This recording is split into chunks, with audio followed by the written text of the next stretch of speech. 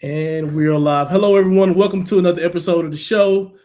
We have a special guest today, friend of the show, JJ Perez, the man himself, inside running sports, been covering UTSA for literally forever. So shout out to JJ, man. Welcome to the show. You're on mute. You're on mute again. You're on mute. Been a Uh, long day for me here. We were just talking offline. Lots of Zooms, lots of stuff happening. So yeah, and I appreciate you having me on. Excited to get on here and talk all the exciting news of UTSA. yeah, UTSA is a crazy place nowadays, man. And I'm glad you were able to have some time to come on here. So I guess I'll jump right into it because I'm Yep. sure there's going to be a lot of questions that come in, but I wanted to like sort of set the stage. I want to sort of recap the season, right? 2025 was an interesting year to cover it. It was an interesting year on the field, interesting year off the field. But considering the expectations that came in on the team, right? And sort of some of the comments Traylor made earlier before the season about championship fiber and just things in general, right? He had loftier expectations for this season than he had for last season. So just talk to me about like how you think the season went, considering those expectations and how things played out. Yeah, I mean, I look at really two games UTSA lost that they should have won, and I'm gonna circle the Temple and the Army game, right? Those are games that were literally they were ahead and they couldn't finish those down the stretch. So I think the difference between a 6-win season and an 8-win season is completely the talking points, everything is completely different there. Even a 7-win season would have been a lot different. So you are who your record is, though, right? You're 6-6. That's a step back from. I mean, it's just not good enough, right? It's 500. It's not what UTSA wants to be, but at the same time, and I'm sure we're going to talk about it maybe at length here. You cannot deny the fact of how much better the conference has gotten in the last, year to year and a half, just with talent alone. And I did not think some of the other schools in the conference were going to be as good as they were this year. And it just seems like with the way things are trending, that's only going to get more challenging and more difficult. So, yeah, 6-6, disappointing.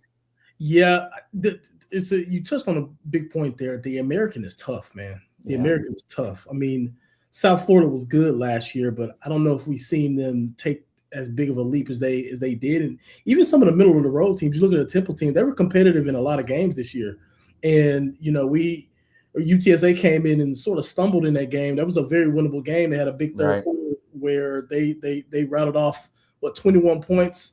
Yep. Two of them came from I think turnovers, and they had short field position to go ahead and score. So you can't. What it shows is like you can't take anything for granted in this conference. My take, or just overall, just to recap the season, is disappointing overall. I think from my perspective, I think Temple is a good game to circle that you mentioned, also Army, but I even look at I actually think it started with Texas State. Right. Yep. And the Texas State one is interesting because what bothers me about that game is UTSA had three opportunities at the end of the game in the fourth quarter Yeah. to either tie, and I think and they had one drive where they could actually took the lead at that particular time, and they could not get the ball. Couldn't the offense sputtered basically after looking good for most of that game, and that sort of set the tone, in my opinion, for like this up and down, depending on the week, type of situation that UTSA got put in. But I want to touch on the offense a little bit. I want to get your thoughts overall on how the offense sort of played out. So, just for context, I have never been a big fan of Justin Burke. I've been pretty vocal, at least on my show, about that.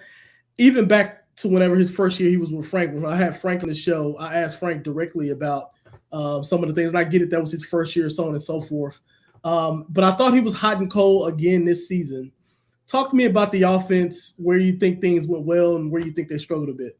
I was shocked at how well they were able to run the ball, right? And it was kind of, you look at how you expected this offense to come in from this season and how things were at the end of last season. You would have expect the passing game was the one that was going to carry UTSA, but they just could never get any consistency there, whether it was Owen, making mistakes or him being injured for half the season or the wide receivers just not being as good as they were last year. And I think we went half the season without seeing, much of anything from the tight end play, right? But the play of the offensive line was shockingly good. Like I think probably that's my biggest positive takeaway of this season, where they had starters go down kind of throughout the whole season and they still kept plugging that away. So they got a few good running backs in that room.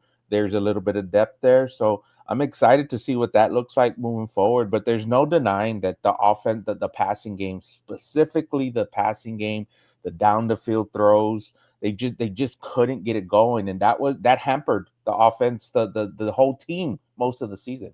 Yeah, I think the interesting part on the offensive side of the ball is McCown grew on me at the end of last season, and I wasn't convinced through large chunks of last season, but he went on a run at the end of the last season that was undeniable, to be frank. So coming into this season, I say, you know what? I was very excited at the potential that our offense was going to be super dynamic, because I'm like, hey, the expectation is he's going to take a step forward, being in that offense another year. He returned a lot of guys that he played with the year before. You expected some of that continuity to be able to produce on the field. And then I'll be honest, to your point about the offensive line, I did not expect them to be as good as they were. Excellent run game. Everything to me was set up for the offensive passing game to also be be as just as good as everything else, and it didn't go that way. It made me feel like McCown didn't necessarily take a step forward. I don't think he took a step back, but I think his play was flat when you look at 2025 versus 2024. And I'm talking about once he got rolling 2024. Like the very beginning he struggled, but I'm talking about like whenever he came into his own.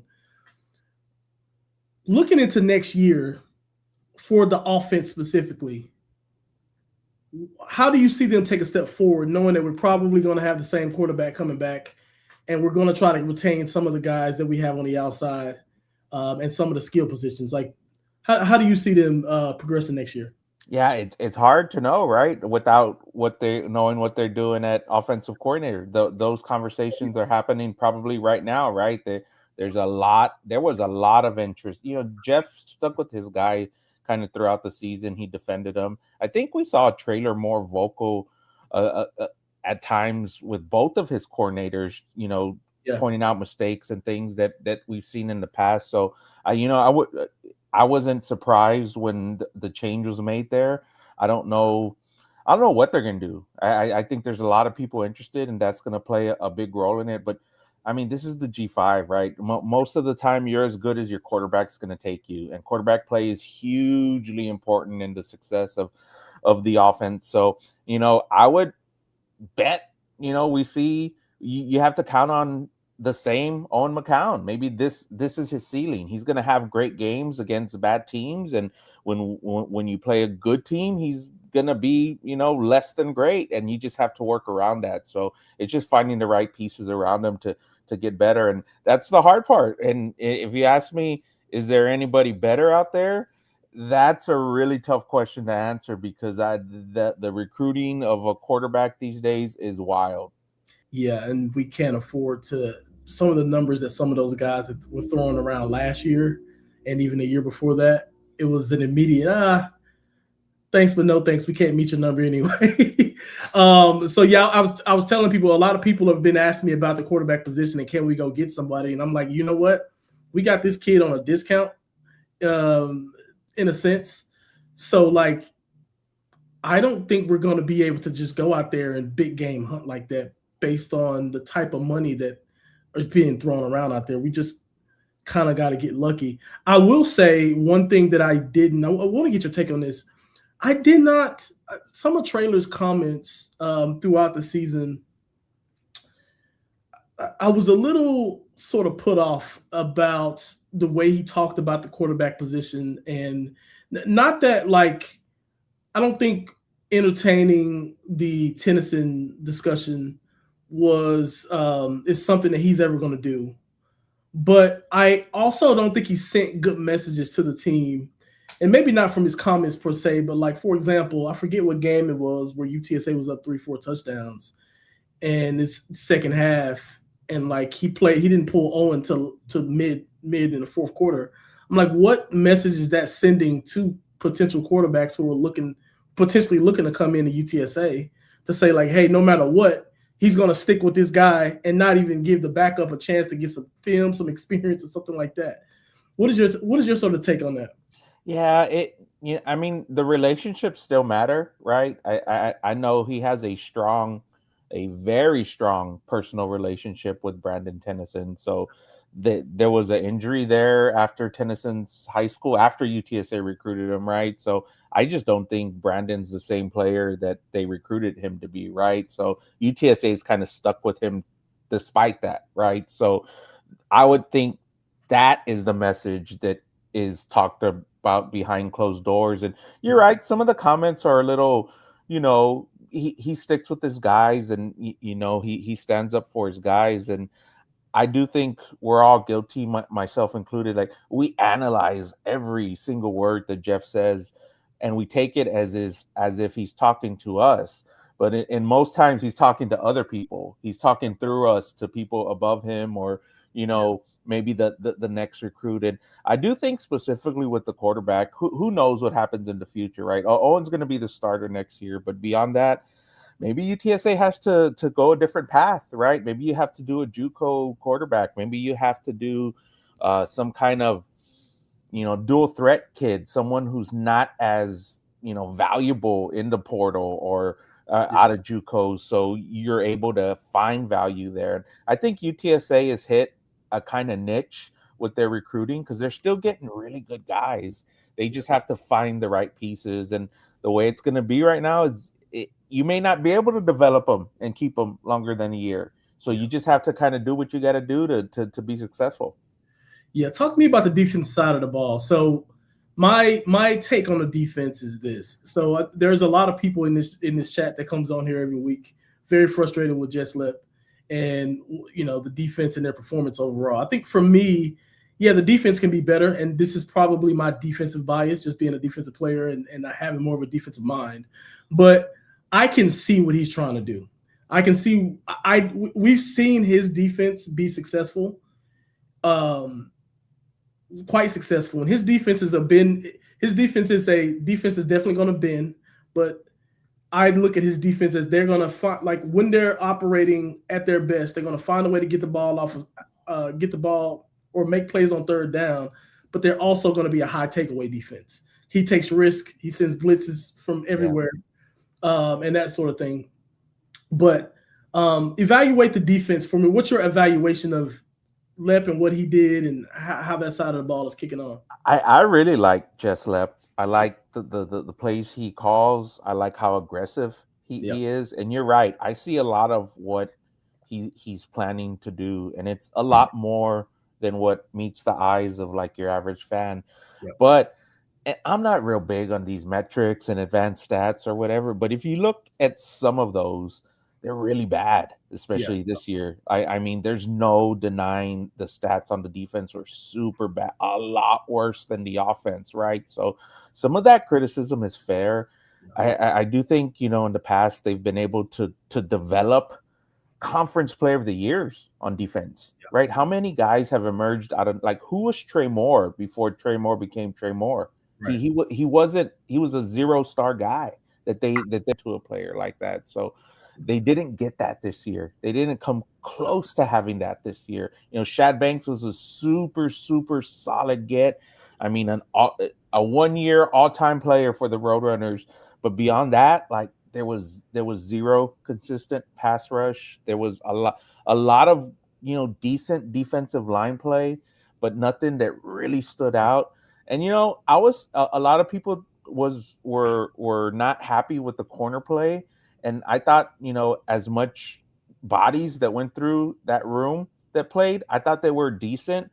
I was disappointed in how the safeties played. I thought that group would be a lot better this year, and they weren't. So you add all that up, and it was very disappointing. And you could look at their recruiting class and see what they're wanting to do, and it's hard, right? Where are you going to go find an edge rusher? And losing Cam Cooper the first game of the season was probably a huge blow. He was probably going to be that guy, potential defensive player of the year for them, but that's just the way it worked out this year. Yeah, I think if you just think about Lep's defenses and like UTSA having those playmaking defenses, he always had an elite anchor on each level. Yeah. So he had a defensive lineman. You think of Jamori Robinson's, you think of Trey Moore's and those types of folks. On that second level, he had Jamal Liggin, who's been there for years, who was a staple at linebacker. And then in the secondary, he had guys like Zay Frazier who played well. You had your Cams Alexanders and all these other guys, but he didn't really have that this year, right? You had Shad Banks, and everywhere else was sort of inconsistent. They popped up in spots, but they were not like glued together. I hope that there is no turnover in that position, because I think with the right personnel, I think he can produce a good defense. But you're right. I have recently started to get more into the advanced stats over the last couple of years, and they're hard to defend, to be honest. So I have sort of a theory that I've brought up a lot on my show as well, and I want to get your take on it. There's a lot of folks who are worried about the portal, and they're worried about, oh my God, we're going to lose just guys in general. Yeah. And my perspective on that is that that's not always a bad thing. I think I'm just going to be honest, cards on the table. I think UTSA misprofiled quite a few players, based on the way based on the way some of the guys they chose to use some of the guys. I'm just like, yeah, I don't think it's working out the way that they thought it would work out. And I don't like I never go through the names of these guys because I want to be respectful to them, and I completely get it, being a former player. But I think that roster needs real turnover if UTSA is going to do something, make some noise going forward. What are your thoughts on that? I see the perspective, and I don't want to say I side on the side of the coaching staff, but I also see their perspective, right? Because there's who's to say the next guy's going to be better, right? Especially the way the recruiting and things. I mean, nobody likes this rev share NIL discussion, right? But it's part of everything. Yep. And yeah, Jeff's messaging is not the best to hear all the time, but that's what's driving your answer to this question here, right? So it's like roster retention are yeah, of course you're 6-6 team. It wouldn't be terrible if you lost 20-30% of your roster, but are you sure you're going to be able to replace them with equal or better talent? Meanwhile, your competition is kicking up the ante on what they're doing, so you have to assume they're at least going to be equal or better than they were this year. So I could see some positions. I mean, there's definitely across the board. I mean, maybe they have too many running backs. Maybe they went too heavy there. Maybe they needed find an edge rusher. But how much does an edge rusher cost, right?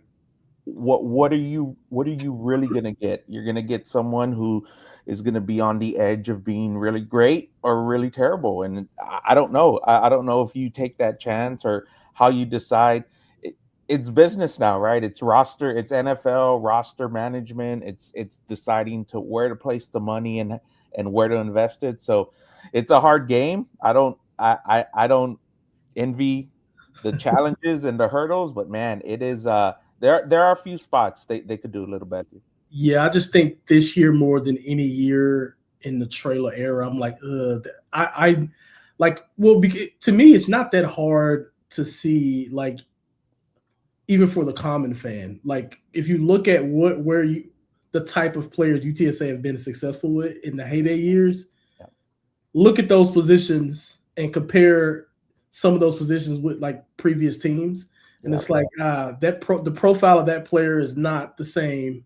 I can see where they were going, but this player didn't pan out the way they wanted to. So it's just something that stuck out like a sore thumb to me. But you mentioned resources and all that type of stuff, and that's obviously a big thing that's going to drive everything around UTSA. And it's the talk that you can't ignore, and you kind of have to participate in it because it's what's going to make or break the program and how competitive they can be. There's a lot of discussion always around what can be done better from the AD and trailers messaging and all these types of things. Just a general question about and UTSA being competitive in this conference. What are your sort of thoughts? What are you expecting for 2026? I think Lisa Campos told us on Sunday the plan was to try to get 4 to 5 million. I would say that was not the plan a week ago, 2 weeks ago, when they started getting the signing class. So first off, how do you sign a class without knowing what you're gonna do, right? And it's hard because you're doing, it's no different than any other business, right? Like you have to break eggs to make an omelet. You have to invest somewhere, right? So I think a lot of people were excited about those comments. I was certainly surprised to hear that because we have never heard that sort of, definitive answer out of this administration. And the fact that it came in such a nonchalant way was somewhat surprising. I think there has been a ton of external pressure. You could say whatever you want about Jeff Traylor and how he chooses his moments to ask people for resources, but it works. Every single time he does it, he works. And it works this time. So we'll see if they're able to follow through. Listen, I don't know if they will. Like, there's a lot of moving parts here. Things change over there every single day. There's institutional support, there's donations, there's working with businesses. So there's a lot of moving parts. My biggest takeaway is the pressure that people put from the outside. Look, you and I are both alums, right? We went to this school. Like, we both do this because we're trying to help the program. Like, I feel like it owes people who are stakeholders, they owe us this to try to do as much as possible, whether it's getting the president to do more direct institutional support or getting more from donors. Like, they have to step up. And I think they started that process for 2026. Yeah. I would be shocked if UTSA is able to hit that 4 million number. But I do hope they prove me wrong. So my thing is the job is not done, right? The mission is not accomplished. They still got to keep doing it. And if they get to that $4 million, that'll make the Roadrunners competitive in the conference, but it will not put them in the top 3, like Lisa Campos said. So that's kind of where I feel about that. And I get it for the fans. It's a beatdown. It's like, man, I'm giving to RAF, I'm giving to, women's basketball, and you guys keep asking me for more. But I would just say, not all the time Jeff is talking to you guys. Like, he's talking to everybody else. Yeah, 100%. I think my sort of takeaway, at least recently, is I definitely hope that I try to like warn people, like, hey, that is a target that they put out there. There is, to your point, a lot of moving parts to this thing, and a lot of things have to go right. I think the urgency from the administration right now, just some of the stuff they're doing today, even just sort of shows the pressure they're under and what they're trying to do. But it's what I want for UTSA is something sustainable and something that we can like forecast year over year instead of relying on situations that are blips. And that's the thing. It's you mentioned there about like UTSA has never really come out and been transparent about a target like that in the way that she was. And it's funny. I literally, I think I tweeted the week before about like, will UTSA like these other schools? Because everybody's in the conference is doing a lot of that, right? Charlotte has signaled. USF is making big news. They're on national TV with their commitment. I don't know how they're going to do that, but trust me, I'm asking as many people as I can that's around that program to figure out like what the hell's going on over there.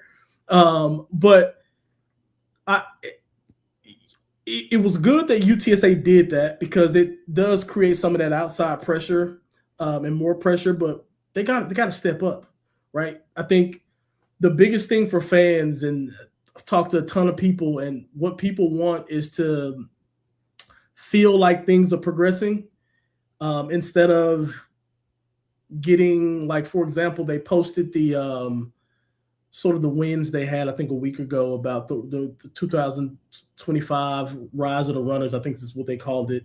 And hey, the timing of that was not coincidental, by the way.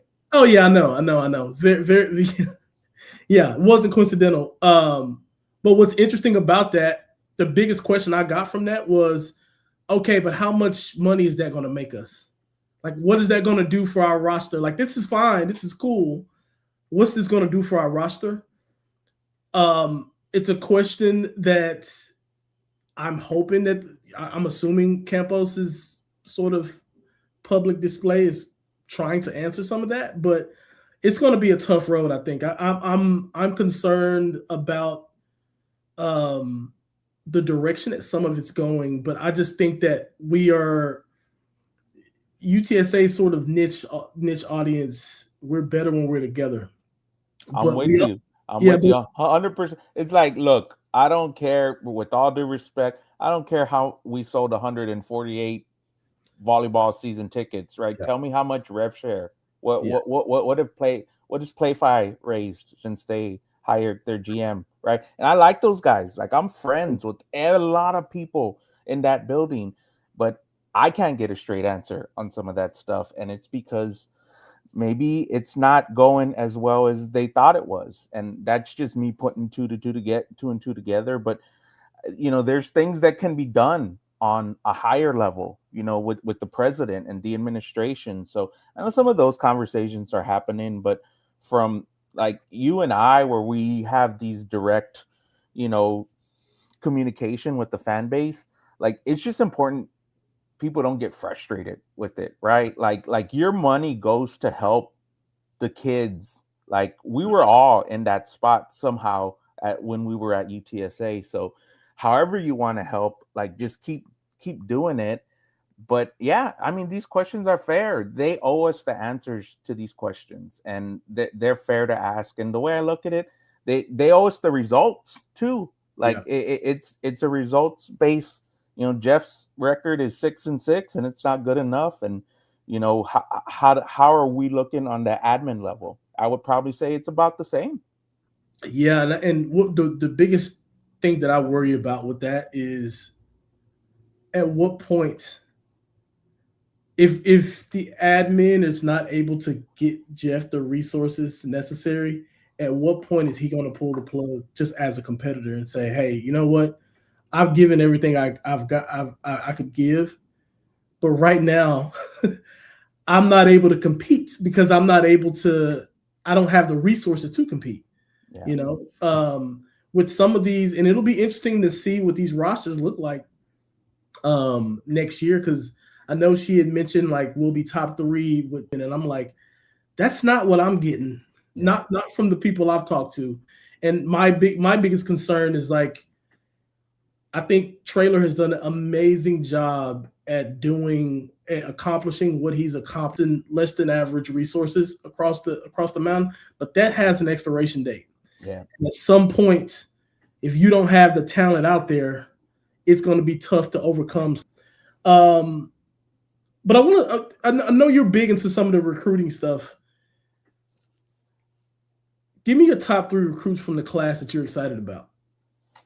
Man, I'm telling you, the guy the after signing day, and look, you guys could read the tea leaves. I don't know what the number is, but it's not a coincidence that he signed after signing day, while the discussion with, you know, the increase of the rev share number Yeah. happened. So I think that's a big factor of that, right? So yeah, that's a huge land right there. That's an instant impact land. Yeah. They got a local kid that they flipped a defensive an edge rush. I like that kid. And then the quarterback. I think the quarterback's really good. I think he's going to add to the mix. I would not be surprised if UTSA quarterback out of Yeah. their room.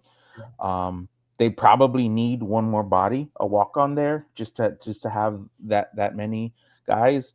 You know, their recruiting class wasn't looking good at Yeah. all, and they went out and signed 3 of like the top JUCO kids. Mm-hmm. So they've identified, you know, a niche area there where they could hit on. But I do still think high school kids matter, right? I think the high school kids are going to get overlooked in this whole transfer portal era thing, and with the JUCO and the high school kids, that there's a couple of guys that could really turn into big players. I mean, look at Overmeyer and what he's kind of turned into at UTSA. And if UTSA is able to keep him another year, that's going to be an amazing like development story. I mean, he was an All-American as a freshman, so he's going to just keep on getting better. And I see some of those guys in this class with that kind of potential.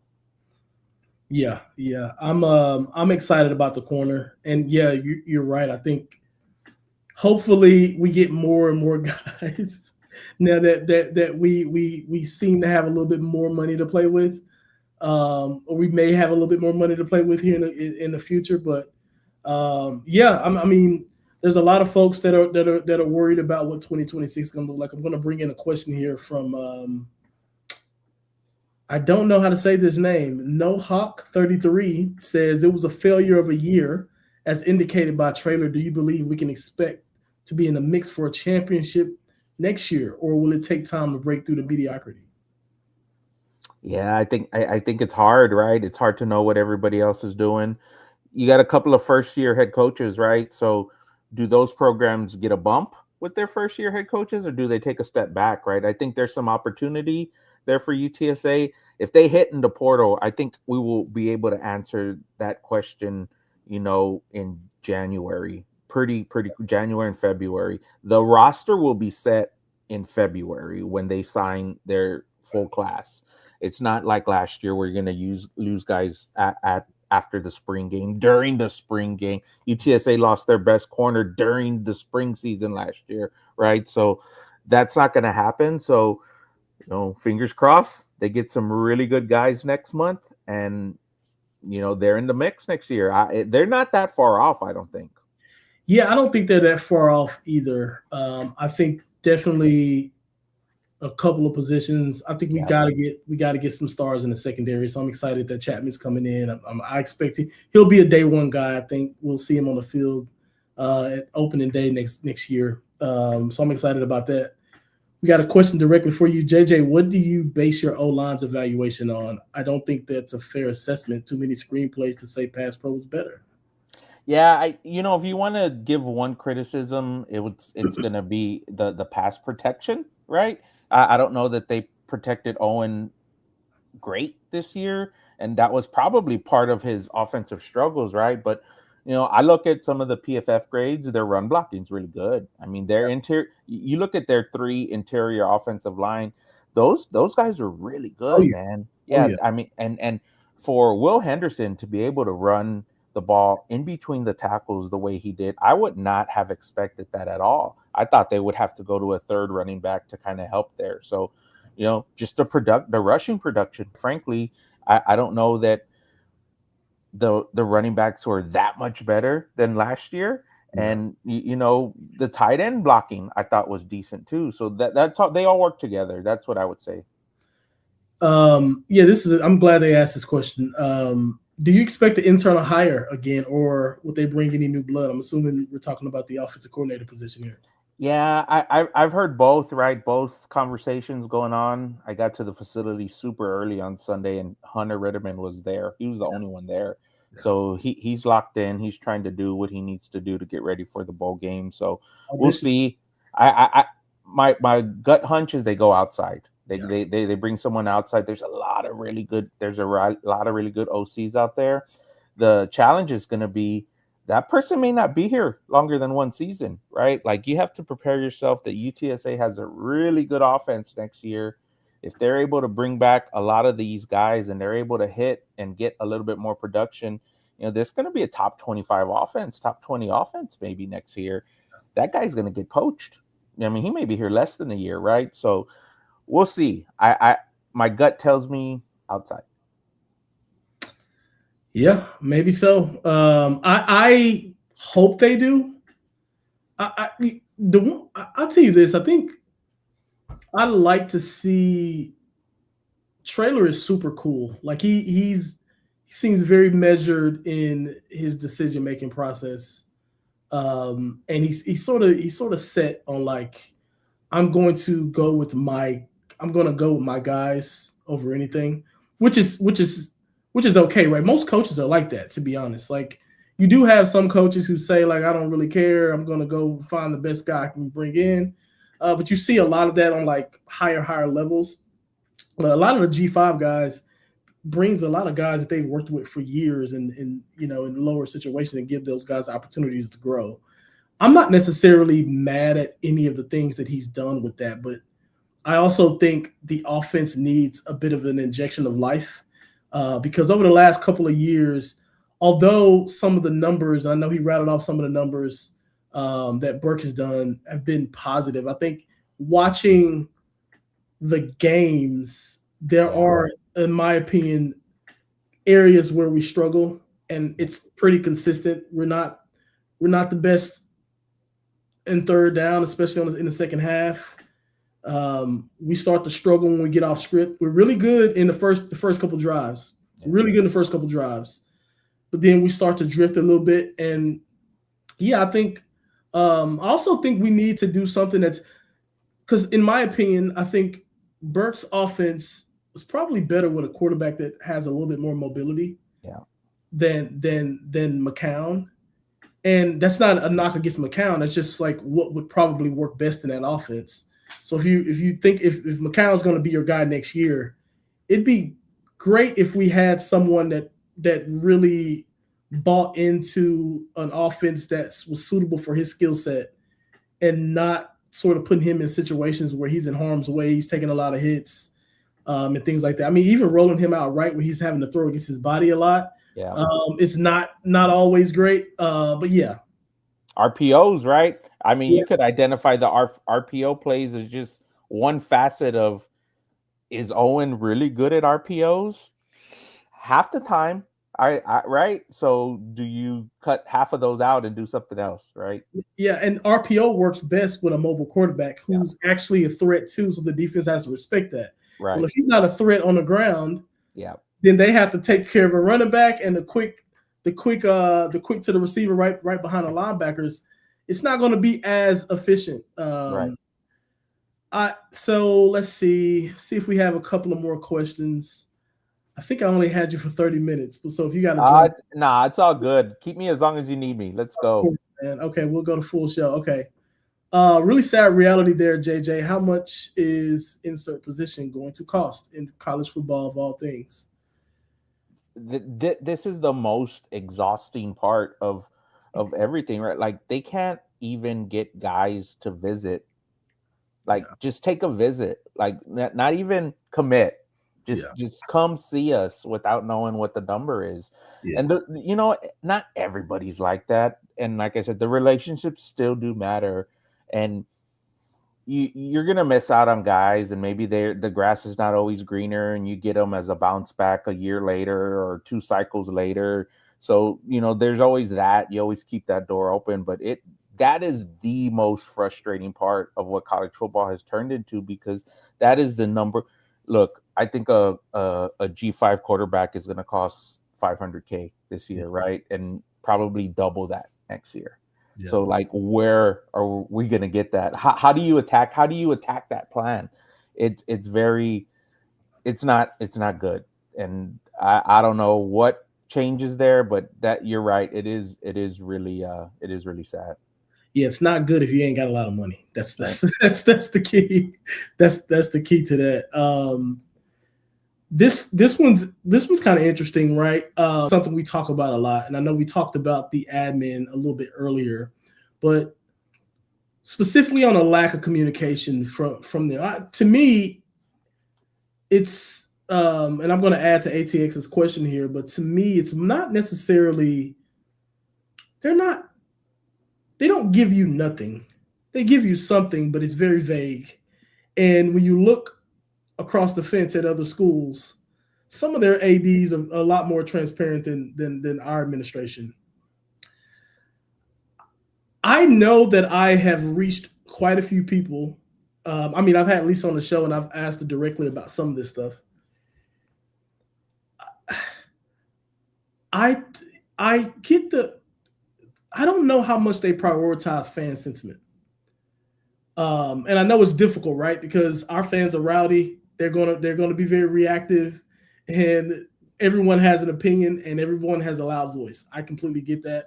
I'm a part of that. I'm a part of that group. I'm probably one of the louder voices that tick people off. But I think that fan sentiment thing means something. What are your sort of thoughts on how they manage the relationship with the fans a little bit? They have a communication team, right? And I think probably over the last 2 years we've seen more press releases Yeah, on feature stories and things that are going out than ever before, and some of that is really good stuff, and they tell you what they're doing with sponsors. There was one today where your new season ticket holders, the money goes to rev share, right? Some of that's really really cool stuff. They're very strategic about it, right? So when they're not saying something, it's not because they're, bad at communicating, because they are good at communicating. They just don't want it to look bad, right? I mean, that's what it boils down to. You're not going to highlight UTSA's low rev share number for everybody to negatively recruit against you, even right. though everybody knows it's low, either at the bottom or near the bottom of the conference this year. So that's what it is. That's where it all stems from. And once you understand that and could get past the emotional attachment to the people, like I think there's this big divide amongst UTSA's fans. They're like, oh, we really like Lisa Campos because she hired Jeff Traylor and she hired Karen Aston, and those programs have done good in the past. But we don't like her because she's not a good fundraiser. But like both things could be true. Yeah, Like there's a middle ground there. So that's kind of where I fall. I'm not gonna get on here and kill her because she's not a good fundraiser, right? But she's not a good fundraiser. I yeah, mean, that's not a secret, right? So she should have a staff and people around her who are. And I think that's kind of where some of the frustration lies, with the people who are frustrated. And just going back to the communication part, I do like what they do. They do put out strong messaging, but some of it I don't like. I don't need to get in the weeds with some of that stuff. Just kind yeah. of give me the highlights, and if there's nothing to highlight, I get it. Yeah. I think I agree with a lot of that. I try to tell people all the time, because people ask me all the time, they should fire Campos, fire Campos. And my thing is like, I can care less who does the job. I'm not here calling for a job or anything like that. I've never done that. My main thing is someone has to fundraise, whether that's her, someone else, or like her, like developing and building the right infrastructure within her program to actually fundraise. So I can care less if it's Campos or Joe Blow from the street. We just need it to happen so the program can be competitive. It's not nothing personal against her. I don't know her personally. I've met her I think once or twice in person, and I've had her on the show once. So nothing personal against her. It's just more so like she does, and that's why I try to tell some of the people who are like really passionate about um, not having a critique about her about that situation at all. Is like, yes, it's great that there's more. She has a very very tough job, and it's very very demanding, and she has to get a lot of things right. And the coaching thing she's got right to a T, and not just football. I mean, there's some other areas where probably, you're not going to have 100% hit rate, but her hit rate is abnormally high, I think. But there's other aspects of that job that's really, really important. And right now, the way college athletics is going, you got to be able to pay players. Yeah. And if we're falling behind there, I don't think it's fair for us to try to quiet people about that, because they hear all of us bring these things up and they cringe about that and they want to right those wrongs. And it's important that we sort of show our support, but also do our best to hold them accountable too. Darian, do you ever look at the staff directory of UTSA athletics? Mm-hmm. Like they do a good job of announcing when they hire, like a big hire, but we don't hear about when people leave. So there's turnover in that building a ton. And you mentioned the fundraiser. I think there's 6 or 7 people in fundraising over there. They just made a major hire a few months ago, right? And a lot of people, I think his name is Kurt, they like him. Yeah. But there's a lot of people on that staff, right? And I don't think, and some of those people are my friends that, we know each other. I'm over there a lot. Yeah. But like, how well has that department produced, right? You could look at the CFO, right? How many different names have been in the CFO chair? Like, how many times has that changed the last 2 years? Why is that, right? Those are real questions that have an impact, a direct impact of what we're seeing on the field. So, that's just kind of some of the side that people don't think about it, and it all plays a role. Yeah, and one of the things for me is, or what I try to tell people, and it's hard for people to wrap their heads around this because you don't want to get into this part of college football, but it's what really makes the function go, is operationally, I feel like UTSA is not where they want to be.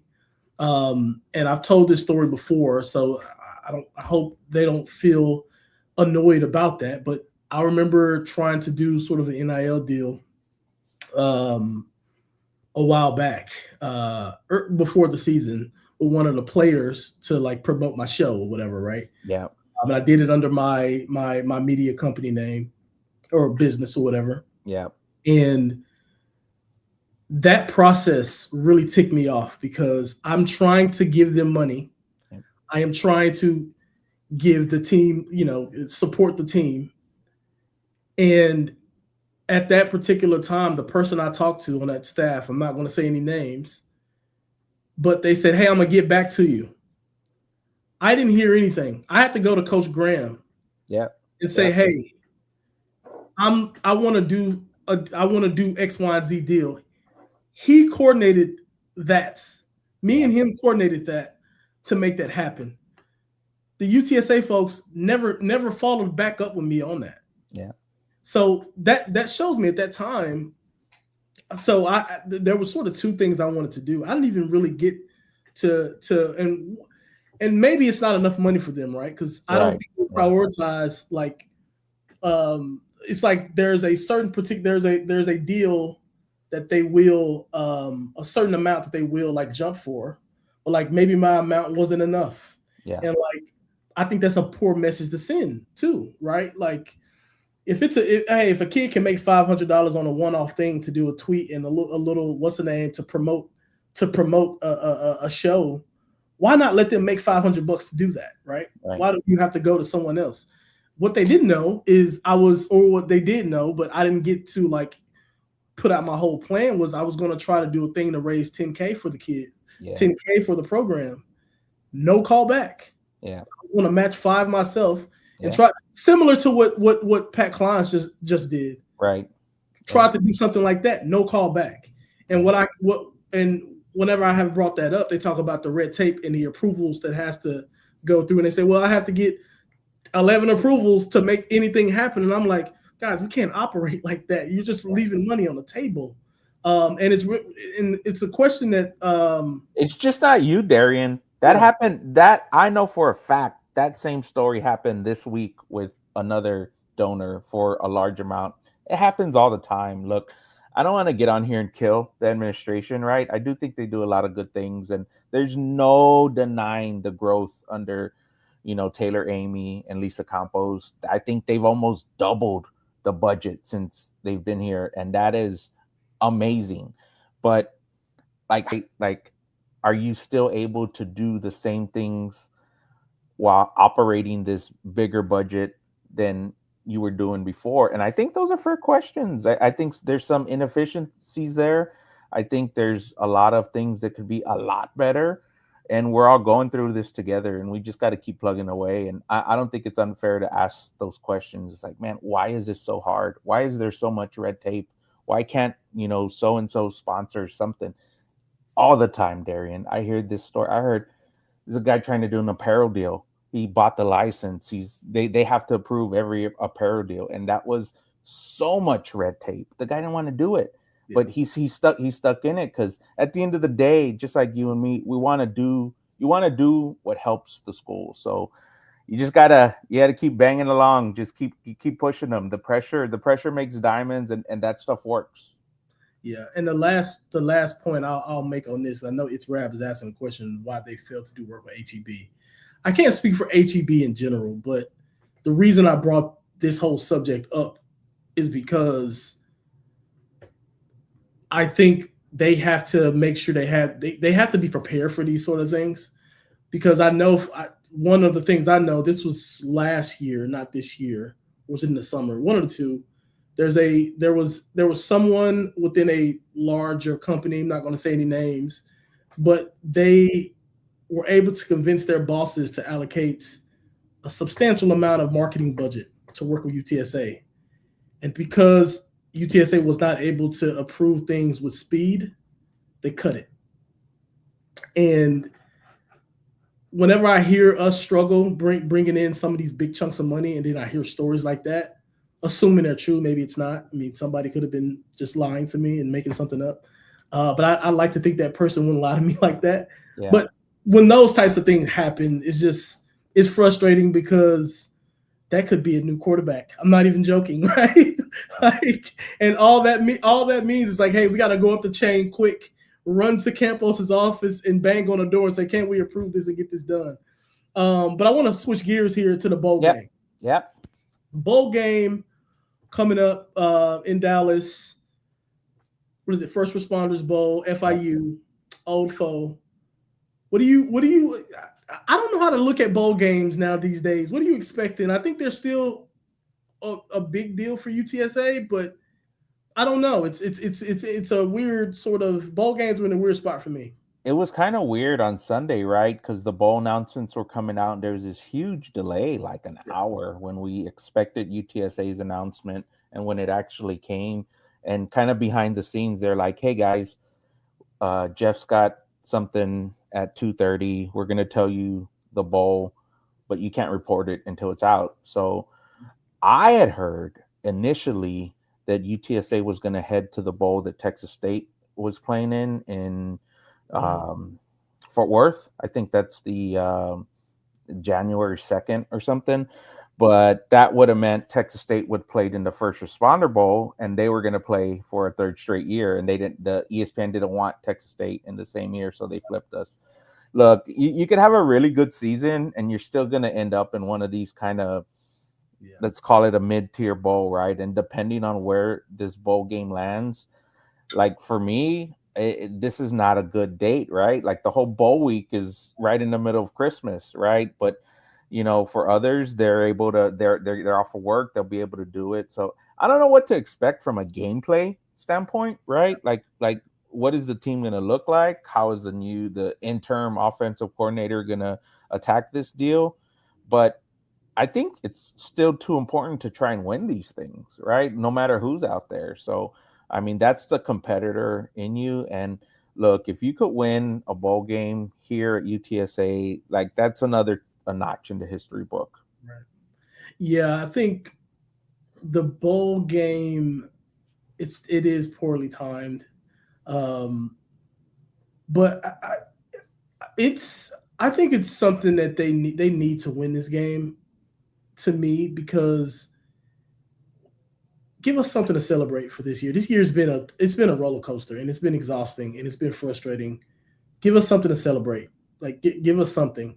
Another thing too is it's going to be interesting. A lot of eyes are going to be on the offense. Yeah. At least on the offense side of the ball, it's going to be motivated to perform because they are auditioning for a new coordinator. There's a lot of guys who maybe fringe portal guys Yeah. who like, hey, this is my last sort of opportunity to show a new coordinator coming in that I can be a part of his offense.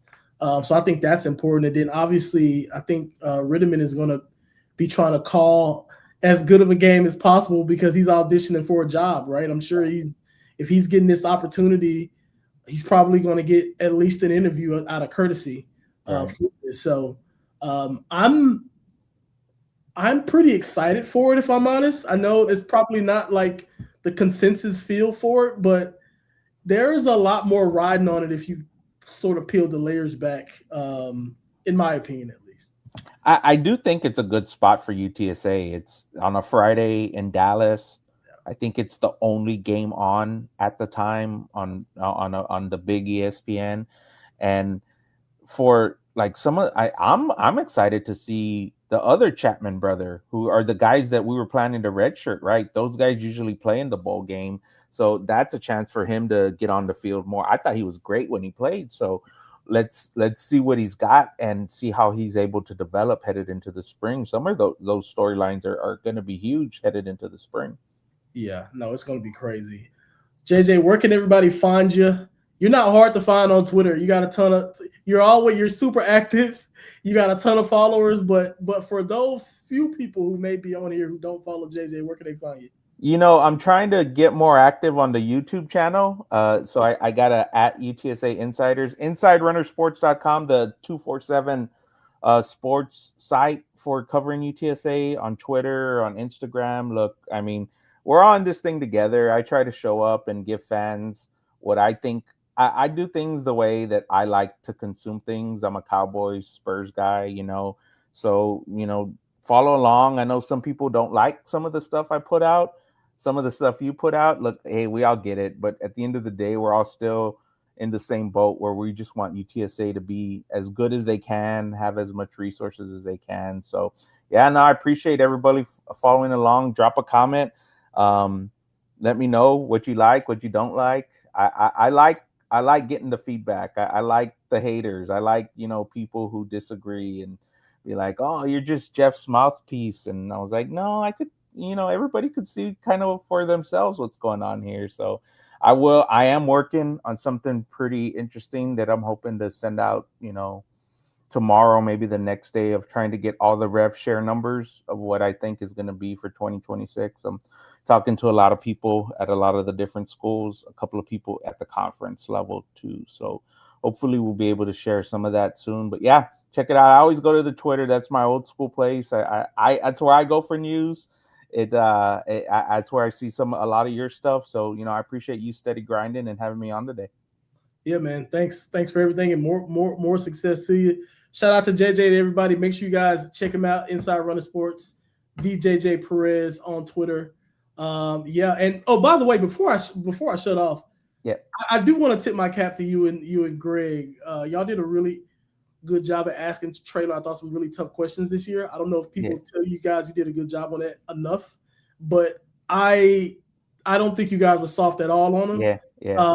And his responses, especially to Greg, his responses to Greg let us know how he felt about some of those too. So yeah, keep doing the good work. There was a Zoom, I think it was signing day, where it was just me and I had to kind of carry that. It's a hard dynamic because usually at other places you get one or two questions and you're out because there's so many people.